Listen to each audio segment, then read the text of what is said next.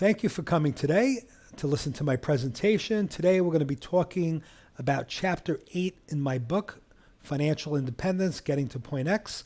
Our focus today will be planning for retirement. This topic is so important, I broke it up into two separate sections. Today we're going to be covering section number 1 in this. So just take a moment and read the famous quote on this slide before we jump to the next slide. So in this chapter, we start off with the following question. Do you know if you will be financially ready for retirement or become financially independent at your desired age? The other question we ask here is, are you changing jobs or retiring? Are you confident that you understand your financial options when making the right choices when that occurs? So it's critical that you ask those questions to yourself and you put a plan into place. So before I jump into the details of this chapter, I have a question for you, or a proposition. And by the way, the proposition I'm about to make to you is not real. It's fictional, so don't take me up on this offer. But if you would be able to obtain a loan and I was willing to lend you money and that loan would be interest-free, and then I told you that I would give you that loan and you could use it to save towards your future, but throughout your entire lifetime, you never have to pay me a penny of interest on that loan. As a matter of fact, you only have to start paying me back some of that loan once you retire and start pulling money out. How many of you would take me up on that offer? I think everybody would. Basically, we're talking about an interest-free loan for the rest of your life. This is the way I want you to look at a retirement plan, because when you put money into your 401k plan at work, or you put money into an IRA account, what the government is basically saying to you, put some money aside so you could accumulate money towards your point X, financial independence, and don't pay me the taxes on that money. In essence, they're giving you an interest-free loan. That is an opportunity you do not want to let pass by. When it comes to determining your own point X, it's not a simple formula. The questions that we have to ask ourselves in calculating what your own personal point X is, number one, what is your current age? What is your current income level? What is your spouse's income, assuming you have a spouse? What does your current retirement savings look like? What is your desired retirement age? What age would you like to retire? How many years of retirement income do you expect to need? That's a polite way of saying how many years will you live after you retire. Of course, none of us know the answer to that, but this is going to be part of the projections and estimates you have to do.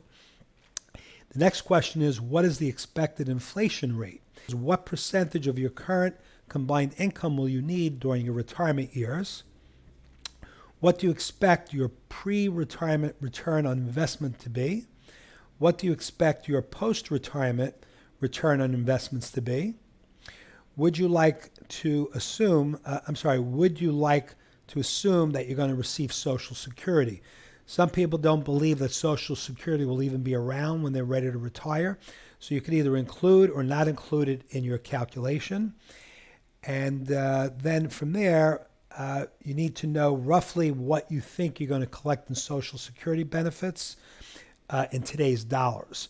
So the way you get the answer to that, the Social Security Administration, if you go online, they'll give you a projection of what you could expect to receive based on what you've paid into the system so far. So in calculating your point X, there's literally 12 variables involved, and the answer for everyone is going to be different, of course, right? It depends on all these various factors.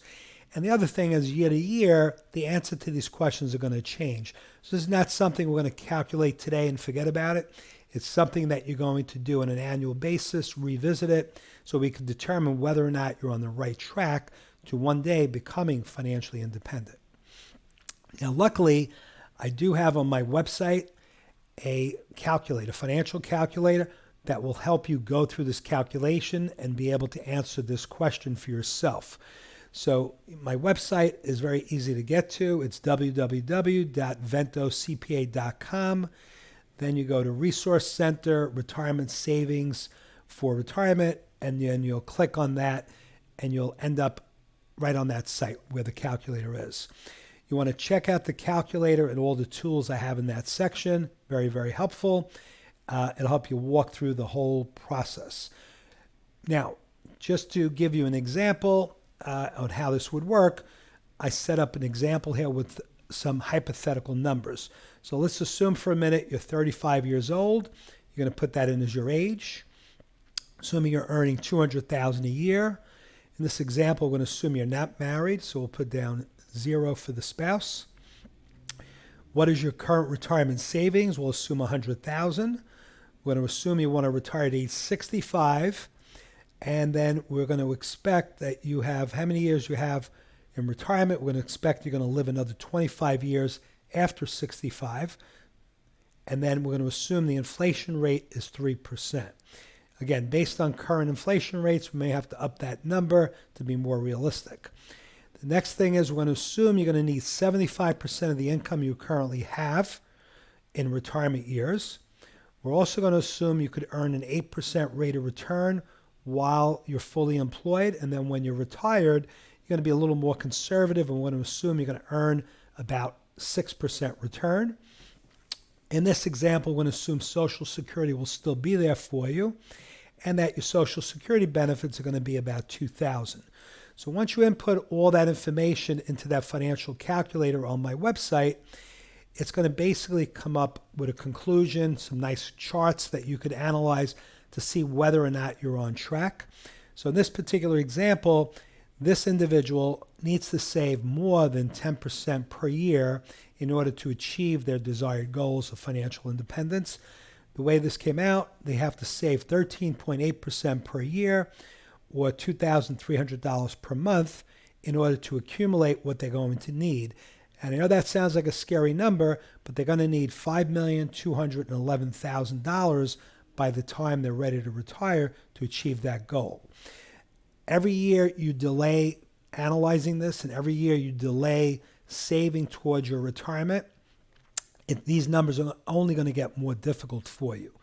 So the power of compounding chapter, I'm going to give you so many great examples about how important it is to start early. The longer you wait, the harder it's going to be. The power of compounding will get you there so much quicker. So what is the action plan in order to plan for retirement? We're going to go through that right now. So step number 1, calculate how much money you will need for retirement. Number 2, start saving and investing your retirement as soon as you can, as soon as you finish school and start work. Learn the difference between the various retirement plans available to you. Invest as much as your company will allow you to your 401k or other company provided retirement plan. Do not worry about your day-to-days ups and downs in the stock market. Don't let that stop you from saving because you're a long-term investor. Just keep yourself focused. Look at it over the long run. And I think at the end of the day here, you're going to be perfectly fine.